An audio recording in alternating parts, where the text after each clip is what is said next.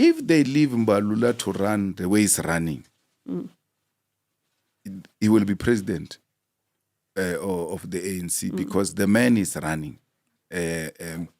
He tells everybody to keep quiet and then he speaks when everybody is quiet about the race. And he's organizing the provinces in the leagues. He's organizing that's the the provinces. job of an SG, isn't it? But you can't win confidence without an SG.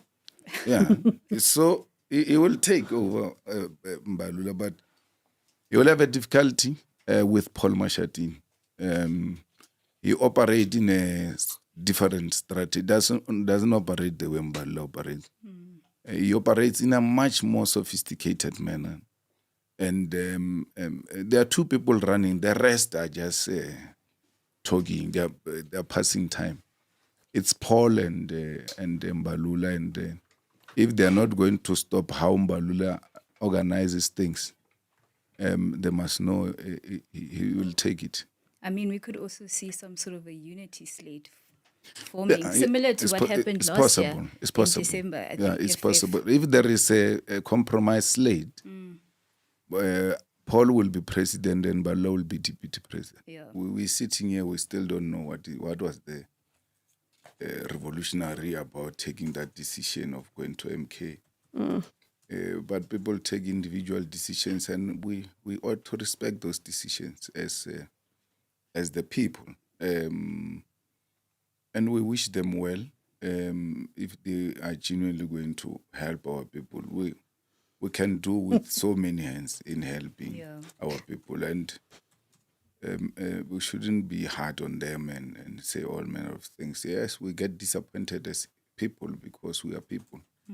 But you must let go. Have you changed? Right? Have you changed in any way you do things in the EFF just based on what happened last year and all the departures? Just before you answered that, I was quite surprised in the last election that Floyd led so much of the campaign, was in charge of governance, was in charge of GNU. You seemed to give him the responsibility that he wanted, and either he didn't do well and couldn't account, or it wasn't enough. He wanted to be the CIC. Well, the question is, did I change? When you build an organization, it's based on your face, your speech, and all of that. So you need to gradually, unannounced, start giving other people responsibilities and take a back seat to observe what will happen. And we did exactly that because we had developed an amount of confidence in some of these comrades. But when that happened, it suggested that I now have to be hands-on and make sure that we take care of the organization. It's interesting that he's calling us all manner of names, cult and all of that. But most decisions here were taken by him, were influenced by him. He says I'm a cult. In the same sentence, he says, he wanted to make someone else Secretary General when he came from a caucus. And I suggested Marshal Dlamini, and Marshal Dlamini became Secretary General. If I was a cult, why would I agree to something like that? I was not from a caucus. I was sitting with him, we were talking. I said, Shadrach Tlaule can be the Secretary General. And he said, no, Marshal Dlamini.